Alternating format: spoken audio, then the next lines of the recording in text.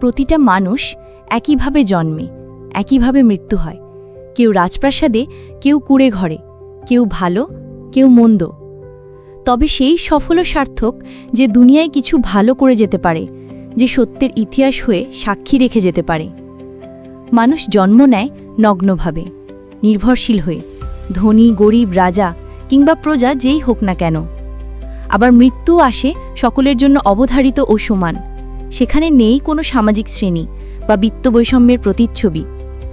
কিন্তু এই জন্ম মৃত্যুর মাঝখানে সময়টুকুই একজন মানুষকে সত্যিকার অর্থে মানুষ করে তোলে।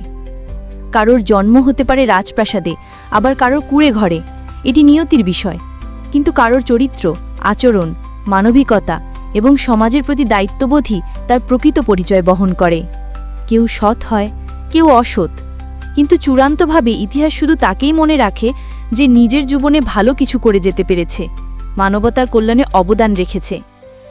যারা সত্য, নীতি, মানবতা আর ন্যায় বিচারকে জীবনের মাপকাঠি বানায়, তারা সময়কে অতিক্রম করে ইতিহাসের সাক্ষী হয়ে থাকে। আর যারা কেবল নিজের জন্য বাঁচে, লোভ আর ক্ষমতার দম্ভে সমাজ ও জাতিকে ক্ষতিগ্রস্ত করে, তারা হয়তো কিছু সময় জাঁকজমকে বাঁচে, কিন্তু সময়ের পরীক্ষায় তারা মুছে যায়। জন্ম বা মৃত্যু নয়, জীবনের প্রকৃত মূল্যায়ন হয় কাজ দিয়ে, অবদান দিয়ে। যারা সত্য ও কল্যাণে নিজের জীবন উৎসর্গ করে, তাদের মৃত্যু নয়, তারা ইতিহাস হয়ে চিরকাল বেঁচে থাকে। ধন্যবাদ।